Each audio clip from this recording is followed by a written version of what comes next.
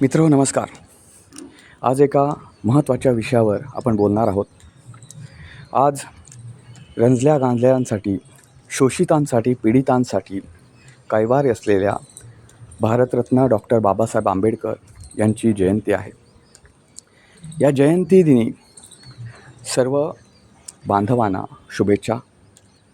आज याच विषयावर आपण बोलणार आहोत की डॉक्टर बाबासाहेब आंबेडकर यांनी बौद्ध धर्म स्वीकारला, पण त्यांची स्वप्न त्यांच्या अनुयायांनी पूर्ण केली का? दुसरा एक महत्त्वाचा विषय म्हणजे डॉक्टर बाबासाहेब आंबेडकर हे हिंदू द्वेष्टे होते का? या दोन महत्त्वाच्या विषयांवर आज आपण चर्चा करणार आहोत. मित्रांनो, व्हिडिओ कुठेही स्किप न करता शेवटपर्यंत पाहायला विसरू नका आणि व्हिडिओ आवडला तर चॅनेलला नक्की सबस्क्राईब करा. मित्रांनो नमस्कार, तुम्ही पाहताय विचारमोती. डॉक्टर बाबासाहेब आंबेडकर यांची आज जयंती. बाबासाहेबांची जयंती म्हणजे शोषित, पीडित, अनेक वर्ष अन्याय सहन करणाऱ्या लोकांसाठी एक उत्सव असतो. अनेक शहरांना जत्रेचं रूप आलेलं असतं, वातावरण सगळं निळं झालेलं असतं, प्रत्येकाच्या मनात उत्साह असतो बाबासाहेबांना अभिवादन करण्यासाठी.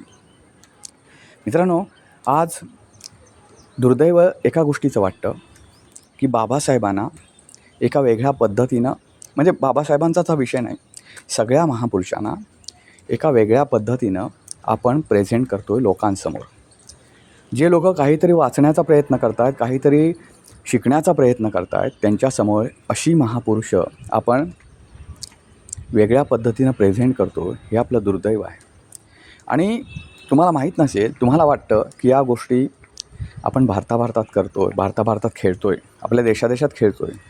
पण मित्रांनो, तुम्ही बाहेर जाऊन ज्या महापुरुषांबद्दल, बाहेर जाऊन म्हणजे परदेशामध्ये जाऊन ज्या महापुरुषांबद्दल मोठ्या पोटतिडकीने बोलता की तुमच्या भारतात कोण कोण जन्माला आले असं सांगताना, या महापुरुषांची जेव्हा नावं घेताना, तेव्हा ते लोक आपली मजाक उडवतात, मजा घेतात. कारण आपणच एकमेकांच्या महापुरुषांची, एकमेकांच्या जातीतल्या महापुरुषांची अक्षरशः लक्तर वेशीवर टांगतो. तसं बघायला गेलं तर आपण कुठल्याही महापुरुषांच्या पायाच्या धुळी इतकीसुद्धा आपली पात्रता नाही, लायकी नाही, तरीसुद्धा आपण त्यांच्या चुकांवर बोलतो. कुणी दिला आपल्याला अधिकार? एखादा महापुरुष एखाद्या ठिकाणी चुकला असेल, पण आपण कुठे एवढे धुतल्या तांदळासारखे आहोत? आणि महापुरुष असला की त्यानं अख्खं जीवन हे देशाला समर्पित केलं पाहिजे, अशी आपली भावना आहे. ती कुठल्या लेवलची भावना आहे म्हणायची? आज मी बाबासाहेबांबद्दल बोलणार आहे.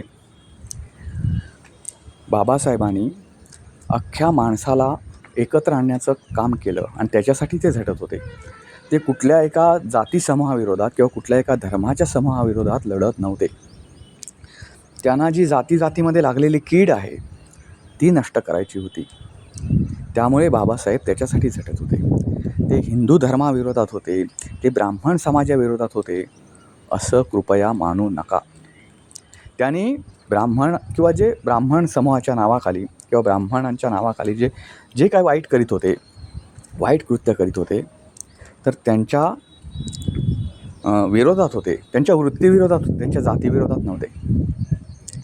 मी तुम्हाला आता ह्याच प्रश्नावर, हा जो मी विषय तुम्हाला सांगितला आहे, तो जाता मी तुम्हाला हाच प्रश्न विचारणार आहे. त्याचं उत्तर तुम्ही द्या. ज्यांना वाटतं असं की ते ब्राह्मणांविरोधात होते, त्यांना मी जाता एक प्रश्न विचारणार आहे. त्यामुळे मी म्हटलं व्हिडिओ शेवटपर्यंत स्किप करू नका. मित्रांनो, बाबासाहेब आंबेडकर यांनी बौद्ध धर्माची दीक्षा घेतली आणि त्यानंतर जवळपास 50 दिवसांमध्ये त्यांचं निधन झालं, महापरिनिर्वाण झालं. बाबासाहेबांनी आयुष्यात अनेक गोष्टी अनुभवल्या. त्यांना सुरुवातीपासूनच जातींमध्ये जो भेद होता, तो भेद नष्ट करायचा होता. त्याच्यासाठी त्यांनी अखंड प्रयत्न केले, पण ते प्रयत्न काही फळाला आले नाहीत. त्यामुळे त्यांनी हिंदू धर्माचा त्याग केला आणि बौद्ध धर्म स्वीकारला. बौद्ध धर्म स्वीकारण्यामागे त्यांची अनेक कारणं होती, त्यांच्यामागे त्यांची भूमिका होती. बौद्ध धर्म त्याने आज वाटला आणि उद्या स्वीकारला असं झालं नाही. त्याने अनेक वर्षे त्याच्यावर विचार केला. त्या धर्माची शिकवण काय आहे, तो धर्म कोणत्या वाटेवरनी चालतो आहे आणि आपला धर्म कोणत्या वाटेवरून चालतो आहे, अशा अनेक गोष्टींचा त्याने विचार केला. आणि त्या विचारानंतर त्याने ठरवलं की आपण बौद्ध धर्माची दीक्षा घ्यायची. बौद्ध धर्माची दीक्षा घेताना त्यांनी त्यांची भूमिका जगासमोर मांडली की आपण ही दीक्षा का घेतो आहे. आता कसं आहे माहिती आहे का मित्रांनो, एखादा माणूस जगातून निघून गेला की त्याच्या आयुष्याचं, त्याच्या जीवनाचं सोनं होतं. आज आपण ते सुद्धा करायला विसरले, ते सोडून द्या. आज बाबासाहेब आंबेडकरांना लाखो अनुयायी त्यांच्याबद्दल चांगलं बोलतील, पण त्याच बाबासाहेबांना या जनतेनं नाकारलं होतं. लोकसभा निवडणुकीमध्ये 2दा पराभव पत्करावा लागला होता. त्यावेळी आपल्यासारखं आतासारखं बॅलेट युनिट नव्हतं, तिथं खूप घोटाळा झाला वगैरे म्हणायला. त्यावेळी घोटाळा करणारे आता तुम्ही ज्यांना नावं ठेवताय ते भाजपचे कोणी नव्हते, त्यावेळी काँग्रेसचं सरकार होतं. पण काँग्रेसचं सरकार असताना बाबासाहेब ज्या बौद्ध बांधवांना आज काँग्रेस आपली वाटते, त्यांना सांगायला मला आता सांगायचं आहे की त्याच बाबासाहेबांना काँग्रेसच्या काळात 2दा पराभूत व्हावं लागलं होतं लोकसभा निवडणुकीमध्ये.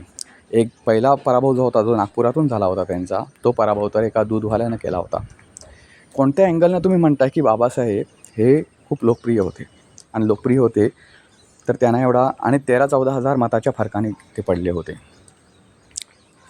मित्रांनो, मलाही कसं म्हणायचं आहे, जे चांगलं आहे तेच घेऊन पुढे जाऊया आपण. जे वाईट आहे, ज्यानं कोणी वाईट केलं त्यांचं त्यांना लागला. प्रत्येकामध्ये चांगला गुण असतो. तुमच्यामध्ये चांगला गुण आहे, माझ्यामध्ये काही चांगला गुण आहे. आपण दुसऱ्याबद्दल बोलताना चांगले गुण बघत नाही, वाईट गुण बोलतो आणि ते घेऊन पुढे जातो. डॉक्टर बाबासाहेब आंबेडकरांनी शिका, संघटित व्हा आणि संघर्ष करा अशी एक शिकवण दिली. ती काय बौद्ध बांधवांसाठीच नव्हती, अखंड समाजासाठी होती, अखंड मानवतेसाठी होती. हा त्यांचा जी शिकवण आहे ती अमुक एका समूहाला लागू होत नाही. त्या शिका, संघटित व्हा आणि संघर्ष करा. मग तो कोणीही असो, त्यांनी या 3 गोष्टी पाळाव्यात आयुष्यात आणि पुढं जावं. आज त्या बाबासाहेबांची जयंती साजरी करणाऱ्या लोकांची स्वप्न काय येतो, आज काय काय केलं पाहिजे त्यांनी. आज बाबासाहेबांची जयंती आहे तर मी काय करणार, काय ठरवलं आहे तुम्ही? तरुणांना काय वाटतं, आज बाबासाहेबांची जयंती आहे तर काय करावं? तर खूप असं हुल्लडबाजी करावी, DJ लावून नाचावं आणि काय. अरे बाबासाहेब जरी असते, आज बाबासाहेब जर हयात असते तर त्यांनी या गोष्टीला प्रचंड विरोध केला असता. विरोध केला असताना मी कान उपटले असते अशा गोष्टी करण्यापासून. बाबासाहेबांचा अशाच कर्मकांडांना विरोध होता, फक्त ती कर्मकांड वेगळी आणि आता तुम्ही करणारी हुल्लडबाजी याच्यातला किंचित फरक वगळला तर बाकी सगळं एकच आहे. दुसऱ्याच्या भावनेचा आदर करावा, दुसऱ्याला छळेल अशी गोष्टी पसरवू नयेत. ह्या सगळ्या ज्या गोष्टी बाबासाहेबांच्या सगळ्या शिकवणी आहेत, त्या शिकवणीचं आपण आज तरी अनुकरण करतो आहे का? एक तुम्ही इमॅजिन करा, ज्या बाबासाहेबांच्या पुतळ्याला आपण अभिवादन करायला गेलो आहे, त्या पुतळ्यातून जर बाबासाहेब जिवंत झाले आणि त्यांनी तुम्हाला तुमचे कान उपटायला सुरुवात जर केले तर बाबासाहेबांना तुम्ही आपलं मानाल का? विचार हा आहे. बाबासाहेबांच्या चळवळीचं पुढे काय झालं हे तुम्ही आज पाहताय. हजारो लाखो बौद्ध बांधव असतील, समाज बांधव असतील, आणि बाबासाहेब हे काय अखंड, मी सुरुवातीलाच म्हटलं, काय बौद्ध बांधवांचे नाही आहेत, ते अखंड मानवतेचे आहेत. जे मानवता मानतात, जे माणुसकी मानतात, त्या प्रत्येकाचे बाबासाहेब आहेत. पण आज इतर महापुरुषांप्रमाणेच त्यांनीसुद्धा वाटून घेतलं आहे आणि इतर लोकांना ते आपलेसे वाटेनासे झाले. याच्यामागे अनेक कारणं त्यांची असू शकतात, पण बाबासाहेब हे अखंड मानवतेचे पुजारी होते. त्यांनी कुठलाही जात धर्म मानला नाही, पण एका समूहाविरोधात म्हणण्यापेक्षा एका वृत्तीविरोधात ते लढले आयुष्यभर. त्यांनी बौद्ध धर्म स्वीकारल्यानंतर त्यांनी एक समाजाला शिकवण दिली त्यांनी, की तुम्ही आता एका अशा समाजात आलात की अशा धर्मामध्ये आला आहात की ज्या धर्मात तुमच्यावर अन्याय होणार नाही, अत्याचार होणार नाही, कोणी तुम्हाला वेगळं टाकणार नाही अशा धर्मात तुम्ही आला आहे जेथे समानता आहे. पण आज तुम्हाला बघायला मिळतं आहे, आज ज्यांना आपण नावं ठेवत होतो त्याच वृत्तीवर याच समाजातले काही अनुयायी चाललेत. बाबासाहेबांना तुम्हाला माहीत नसेल मित्रांनो, बाबासाहेबांनी त्यांच्या शेवटच्या काळात खूप वाईट वाटल्या होत्या काही गोष्टी ज्या बौद्ध धर्मामध्ये घडत आहेत किंवा ज्या त्यांच्या अनुयायांमध्ये केल्या जात आहेत. त्यांना खूप वाईट वाटलं. ते वाईट याच्यासाठी वाटलं की ज्या गोष्टीसाठी आपण हिंदू धर्माचा त्याग करून बौद्ध धर्मात प्रवेश केला, त्या धर्मातसुद्धा काही अनुयायी हिंदू धर्माच्या वाटेवरच सुरू आहेत. ते सुद्धा त्यांना वाटेल तसंच वागतात. आज बघा ना, बाबासाहेबांनी जी एक चळवळ सुरू केली त्या चळवळीचे आज 3 तुकडे झालेत, 3 मोठे तुकडे झालेत. बाकी छोटे छोटे तुकडे त्याच्यात गटबाजीने आहे ते सोडून द्या, पण एक धर्माच्या नावाखाली एकत्र येतात. आज मला सांगा ना, प्रकाश आंबेडकर जे बाबासाहेबांचे वंशज आहेत, बाबासाहेबांना मानणारा वर्ग प्रकाश आंबेडकरांना मानतो का हो? अजिबात मानत नाही. रामदास आठवले यांच्या गटाचा माणूस आंबेडकर गटात प्रकाश आंबेडकर यांच्या गटात कधी सामील होतो का हो? नाही.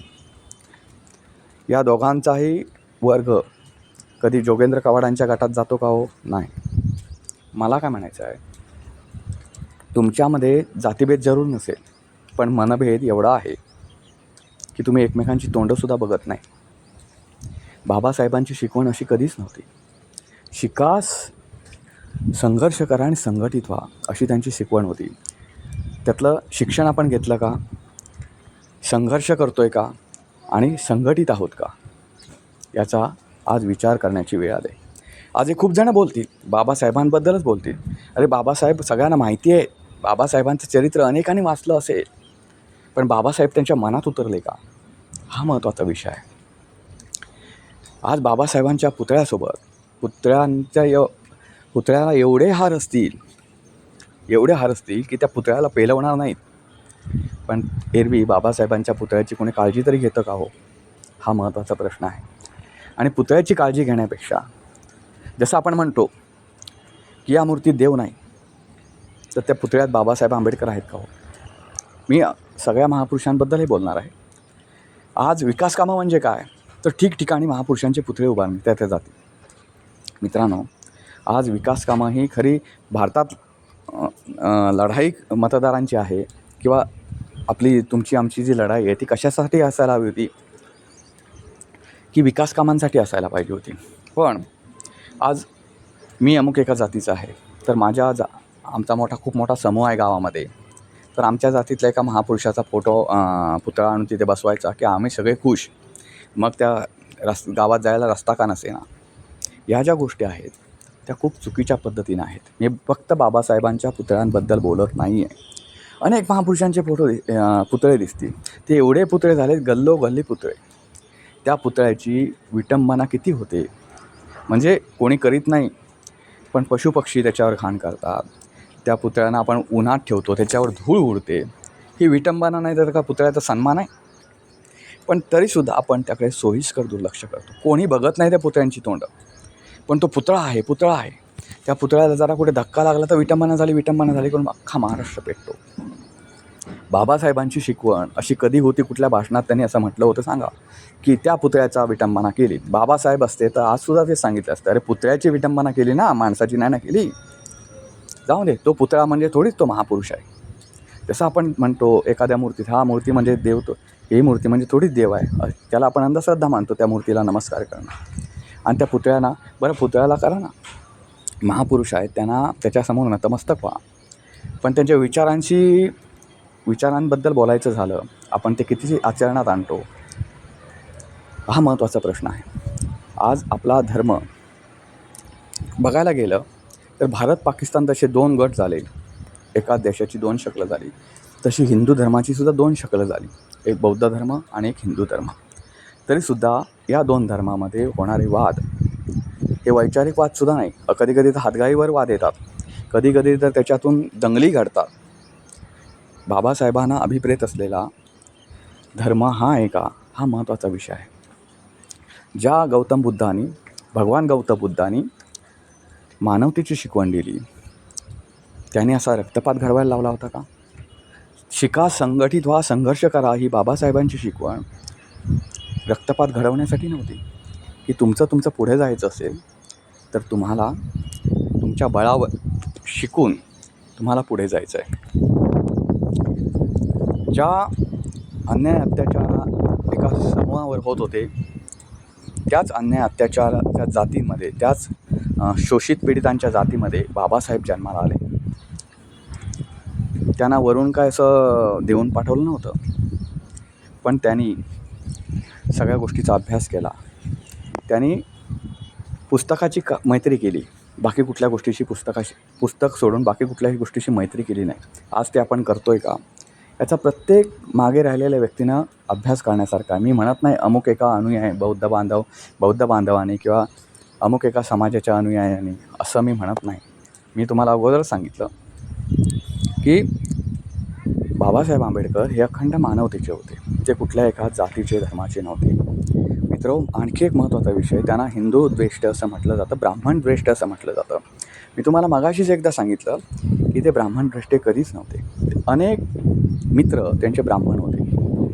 ते ब्राह्मणातले काही लोक जे त्यावेळी अन्याय अत्याचार शोषित पीडित अशा लोकांना छळत होते, त्यांच्या विरोधात त्यांचा संघर्ष होता. मी तुम्हाला म्हटलं होतं मगाशी की जाता जाता तुम्हाला एक प्रश्न विचारेन या विषयावर. जर तुम्ही मला सांगा, जर ते विरोधी असते तर त्यांनी ब्राह्मण मुलीशी लग्नच केलं नसतं ना. पण त्यांनी ब्राह्मण मुलीशी लग्न केलं, त्यांच्यासोबत संसार केला. मित्रांनो, कोणत्याही गोष्टीला प्रेझेंट करताना समाजात एक असा वर्ग आहे आजसुद्धा, जो शिकला असेल, संघटित असेल, पण त्याचं मन सैबर आहे. त्याला योग्य वळणावर नेण्याचं काम सगळ्यांनीच केलं पाहिजे. जे आजसुद्धा एक बुद्धिजीवी वर्ग आहे, मग तो कुठल्याही ह्याच्यातला असो, बौद्ध धर्मातला असो, हिंदू धर्मातला असो, कुठल्याही समाजातला असो, त्याने ह्या बुद्धिजीवी वर्गाने जो स्वतःला मी बुद्धिजीवी आहे किंवा मी बुद्धिवान आहे, तर त्या लोकांकडे अशी लोक आशेनं पाहत आहेत की त्यांना ज्ञान हवं आहे, त्यांना बाबासाहेब समजून घ्यायचे आहेत, त्यांना शिवाजी महाराज समजून घ्यायचे आहेत, त्यांना संभाजी महाराज समजून घ्यायचे आहेत, त्यांना शाहू महाराज समजून घ्यायचे आहेत, त्यांना स्वातंत्र्यवीर सावरकर समजून घ्यायचे आहेत, त्यांना भगतसिंग, सुखदेव, राजगुरू, लोकमान्य टिळक, महात्मा गांधी असे सगळ्या लोकांना समजून घ्यायचं आहे. त्यांच्यासमोर त्या महापुरुषांना प्रेझेंट करताना एका चांगल्या गोष्टीनं प्रेझेंट करा. त्याने आयुष्यात काय वाईट केलं ते सांगू नका. त्याचा प्रसार करण्यासाठी आपण बसलेलो नाही आहोत, किंवा त्याचा प्रसार करण्यासाठी आपला अधिकार नाही येतो. आपला अधिकार असा आहे की त्यांच्या ज्या चांगल्या गोष्टी आहेत त्या गोष्टी पुढे गेल्या पाहिजेत आणि पुढच्या पिढीला कळल्या पाहिजेत. असा जो माणूस आहे, अशा ज्या आजची तरुण पिढी आहे, त्यांच्यासमोर जर असे आदर्श तुम्ही ठेवला नाहीत ना, तर पुढे जाती धर्मात तर भांडणं लागतीलच. पण ज्या महापुरुषांसमोर आपण नतमस्तक होत होतो, त्या महापुरुषांची अख्खं जग टिंगल उडवेल याची खात्री बाळगा. त्यामुळे आत्ताच कुठेतरी सावरा. या महापुरुषाला अभिवादन करून आजचा व्हिडिओ मी निरोप घेतो आहे तुमचा. व्हिडिओ कसा वाटला ते नक्की कळवा. व्हिडिओ आवडला तर लाईक करा, शेअर करा, चॅनलला सबस्क्राईब करायला विसरू नका. आणि महत्त्वाचं म्हणजे डॉक्टर बाबासाहेब आंबेडकर यांच्यासाठी एक मेसेज करायला विसरू नका, एक कॉमेंट करायला विसरू नका. पुन्हा भेटू पुन्हा एका अशाच नवीन व्हिडिओचा. तोपर्यंत नमस्कार.